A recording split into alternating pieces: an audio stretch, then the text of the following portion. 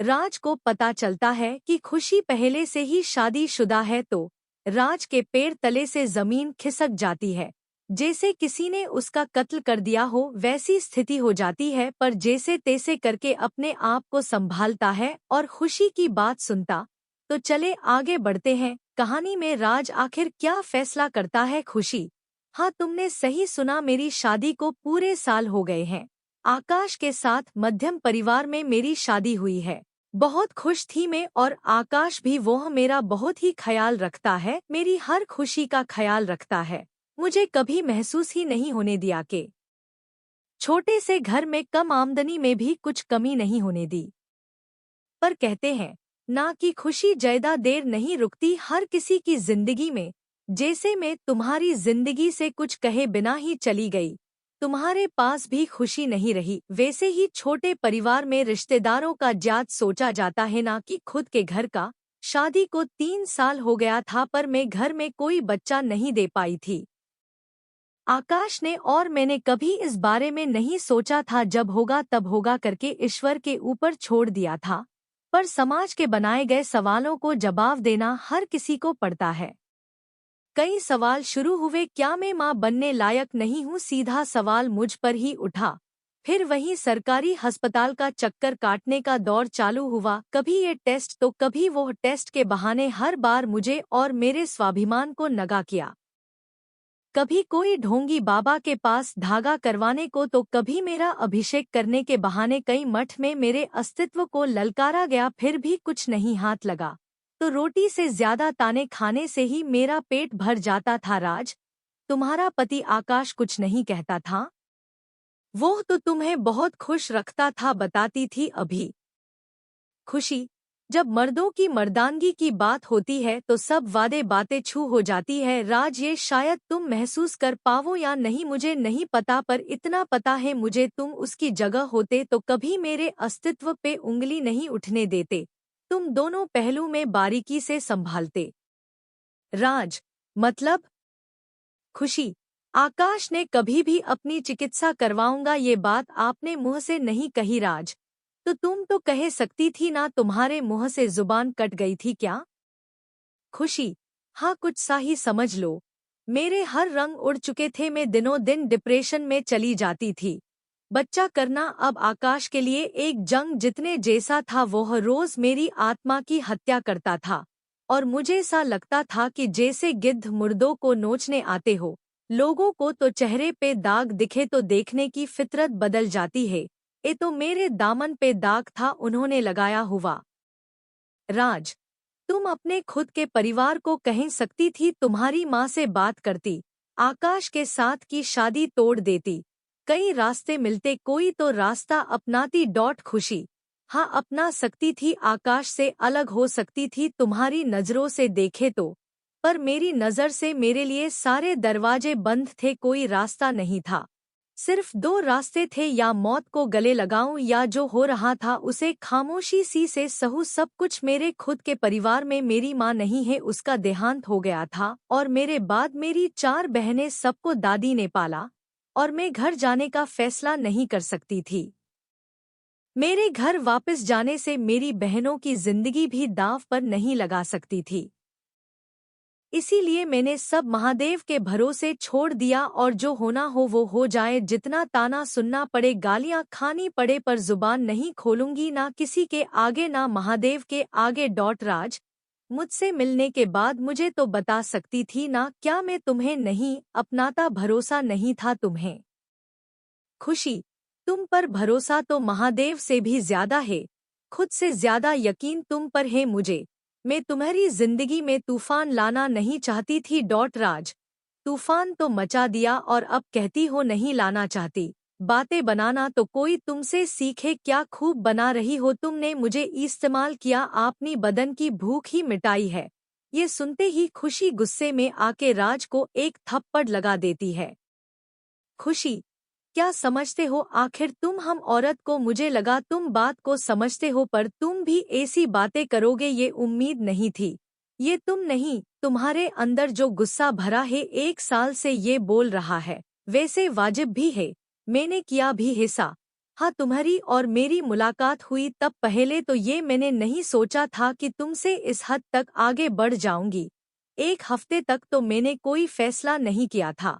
बाद में मैंने ये सोचा कि चलो तुमसे जो जरूरत है वही रिश्ता बनाया जाए, और तुम्हें हरी झंडी दे दी। तुम तो मेरे पीछे भागे ही फिरते थे। मुझे मेरी सारी तकलीफों को दूर करने जरिया तुम में नजर आया। हाँ, ये सच है, तुमसे जिस्मानी रिश्ता ही रखना था, पर तुम्हारी अच्छाई ने मुझे बदल दिया। तुम्हारा प्यार मैंने हर बार महसूस किया। कभी तुमने मुझसे कोई सवाल नहीं, कोई शर्त नहीं, बस प्यार ही प्यार दिया। रोमांस। कई बार मैंने सोचा कि तुम्हें सारी हकीकत बता दूं, पर नहीं बता पाई। कई बार दिल में ख्याल आया कि मैं जहां मेरी शादी हुई है वहां उसके साथ अब नहीं रहना। मुझे तुम्हारे साथ पूरी जिंदगी बिताना है, क्या तुम अपनाओगे? ये बातें मेरे दिल में ही रह गई, कभी जुबा पर नहीं आई। खुशी की आंखें कहते कहते नम हो गई थी। राज, तुमने कोशिश तो की होती, एक बार थोड़ा भी इशारा तो दे देती। पता तो था तुम्हें मैं तुमसे कितना प्यार करता हूँ। खुशी, वही डर था, इसीलिए दिल की बात जुबा पर नहीं आई। हर वक्त मेरे शादीशुदा होना मुझे नहीं बताने पे रोके रखा था उस वक्त, और नहीं बताना भी तो सही था। तुम्हारे मेरे परिवार का भी सोचना पड़ता था ना। मैं कुंवारी होती तो बात अलग थी। वैसे भी एक शादीशुदा से शादी करके तुम्हारी पूरी दुनिया में मेरी वजह से तुम्हारा मजाक बनना मुझे मंजूर नहीं था। इसीलिए मैंने तुम्हें नहीं बल्कि तुम्हारा हिस्सा चुना। तुम मेरे नहीं हो सकते थे तो तुम्हारा अंश चुना, जो मुझसे कोई नहीं छिन सकता, मुझसे जो हर वक्त मुझसे लिपटा रहेगा। बीच में ही राज ने खुशी को रोकते हुए कहा। राज, क्या? एक मिनट, मेरा हिस्सा, मेरा अंश क्या है, ठीक से बताओ मुझे। खुशी, जब हम पहली बार एक हुए थे उसके एक बाद मुझे पता चल चुका था कि मैं माँ बनने वाली हूँ।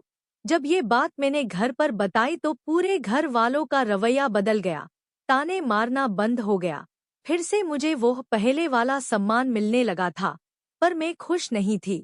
ये सोचकर जिसके कारण मैं के स्त्री होने का सुख मुझे मिल रहा है उसको मुझे छोड़ना होगा, और वो भी कई बातें उससे छुपाए हुए।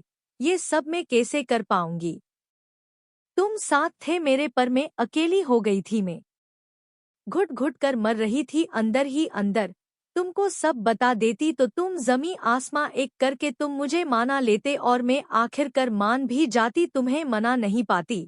इसीलिए मैंने तुमको कुछ भी नहीं बताने का फैसला किया और तुमसे दूर जाने का रास्ता चुना। कई बार आखिरी मुलाकात समझ के तुमसे मिलने आई, पर तुमसे दूर जाना भी मुझे मंजूर नहीं था, नहीं हो पाता था। आखिरी बार हम होटल से बाहर निकलने के बाद हम पार्क में बैठे तो उस वक्त में ज्यादा बैठती, तुम्हारे साथ सब बता देती, इसलिए तुम पूछ रहे पर तुम्हारी कोई भी बात का जवाब दिए बिना ही जाना सही समझा। मुड़ कर देखती तो नहीं जा पाती, कई रात सोई नहीं तुम्हें याद किए बिना। पूरी रात खामोशी में रोते रोते गुजर तो जाती, पर तुम्हारा कंधा मुझे नहीं मिलने वाला ये मुझे पता था। मेरे आंसू पोंछने तुम्हारे हाथ को ही मैंने अपने हाथों से ही तो दूर किया था। ये तुम्हारा अंश है राज, इसकी रागों में तुम्हारा खून दौड़ रहा है, तुम्हारे और मेरे प्यार की निशानी है।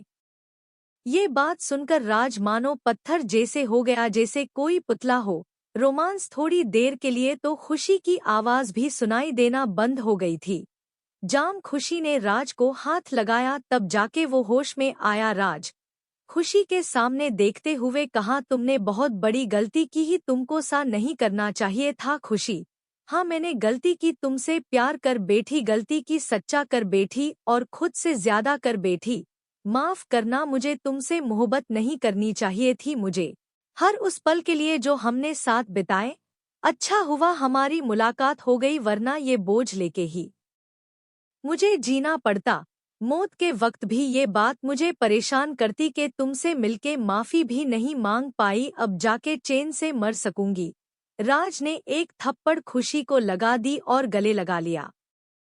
खुशी बहुत रोई, राज को लिपट कर जैसे तैसे दोनों शांत हुए। फिर राज ने उसके बच्चे को गोद में उठाया, सीने से भी लगाया, गले से चैन निकलकर उसके गले में डाल दी। राज, खुशी इसका नाम क्या रखा है?